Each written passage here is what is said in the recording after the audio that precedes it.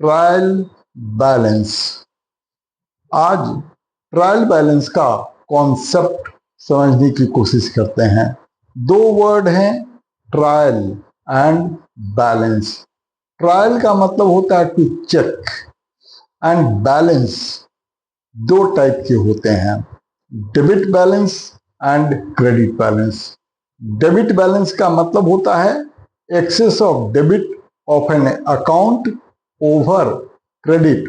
तो जितना एक्सेस होता है उसे डेबिट बैलेंस कहते हैं। एसेट्स एंड एक्सपेंसेस के डेबिट जनरली डेबिट बैलेंस होते हैं। दूसरा, क्रेडिट बैलेंस। क्रेडिट बैलेंस का मतलब excess of credit side of an account over debit side. तो जितना क्रेडिट साइड ज्यादा होता है उतना क्रेडिट बैलेंस होता है। जनरली कैपिटल, लायबिलिटी और रेवेन्यू का क्रेडिट बैलेंस होता है। अब डबल एंट्री सिस्टम के अंदर 4 स्टेजेज होते हैं। Number 1 journal, number 2 ledger, number 3 trial balance और नंबर 4 फाइनेंशियल स्टेटमेंट्स या फाइनल अकाउंट्स। तो ट्रायल बैलेंस लेजर के बेसिस पर बनते हैं, और लेजर का मतलब एग्रीगेट ऑफ अकाउंट्स। लेजर के अंदर अकाउंट्स आते हैं। Accounts are parts of ledger, और हर अकाउंट को बैलेंस जर्नल से ट्रांजैक्शंस को लेजर में पोस्ट करते हैं। फिर लेजर के डेबिट साइड, क्रेडिट साइड को कास्ट मीन्स ऐड करते हैं।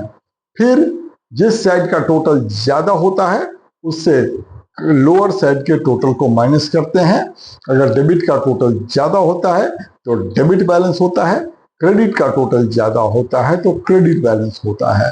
और अब ये भी समझे कि एसेट्स और एक्सपेंसेस के डेबिट बैलेंस होते हैं, liabilities and capital and revenue के क्रेडिट बैलेंस होते हैं। अब ट्रायल बैलेंस होता क्या है? ट्रायल बैलेंस एक स्टेटमेंट होता है। अब ये स्टेटमेंट का मतलब भी समझ लेते हैं कि अकाउंटिंग इंफॉर्मेशन को प्रेजेंट करने के 2 तरीके होते हैं।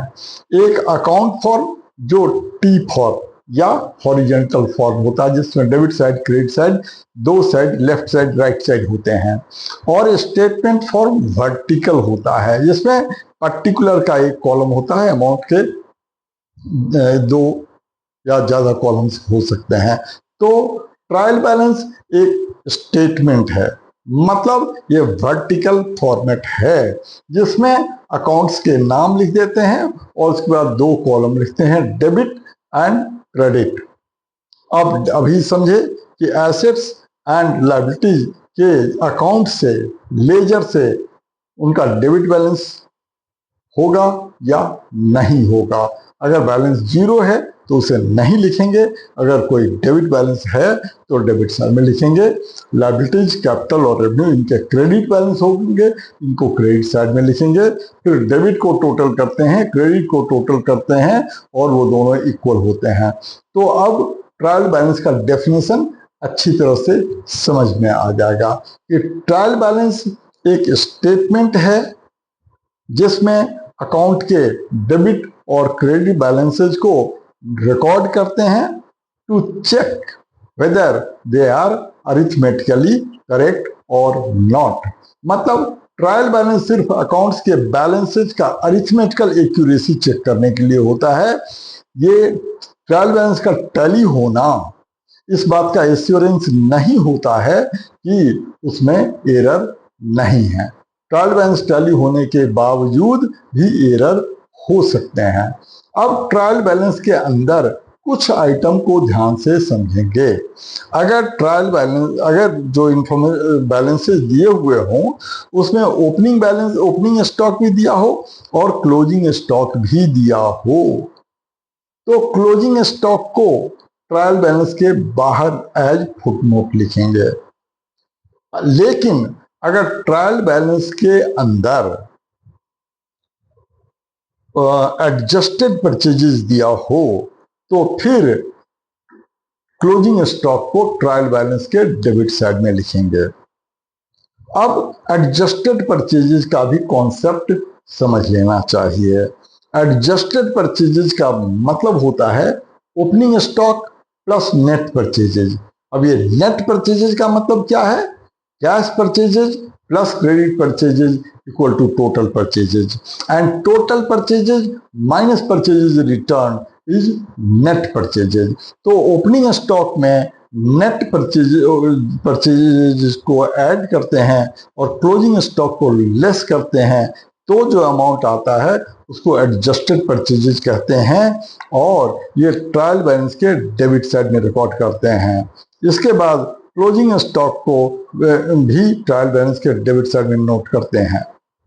अब ये जो एडजस्टेड परचेजेज है, इससे रिलेटेड दो जर्नल एंट्रीज करते हैं। दो जर्नल एंट्रीज होती हैं, adjusted purchases account debit to opening stock account to net purchases account, और क्लोजिंग स्टॉक के लिए एंट्री करते हैं closing stock account debit to adjusted purchases account. अब अगली बात समझेंगे कि ट्रायल बैलेंस के जो बैलेंसेस दिए होते हैं, तो अगर उसमें कैपिटल नहीं दिया हुआ हो तो अकाउंटिंग इक्वेशन याद करेंगे, assets equal to liabilities plus capital.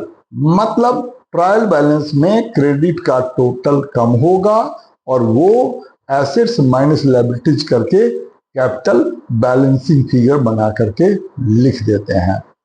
और एक बात समझेंगे, अगर ट्रायल बैलेंस के जो इंफॉर्मेशन दिए हुए हैं, बैलेंसेस दिए हुए हैं, ट्रायल बैलेंस में सारे आइटम की पोस्टिंग कर दी, फिर भी अगर उसका टोटल टैली ना हो, तो जो साइड लोअर होता है, उस जितने अमाउंट से वो लोअर होता है, वहां पर पर्टिकुलर्स में हेड्स ऑफ अकाउंट्स में सस्पेंस अकाउंट लिख देते हैं। अगर डेबिट का टोटल कम है तो ये जो सस्पेंस अकाउंट होगा, इसका नेचर एसेट होगा, और अगर क्रेडिट साइड में हो तो इसका नेचर लायबिलिटीज होगा।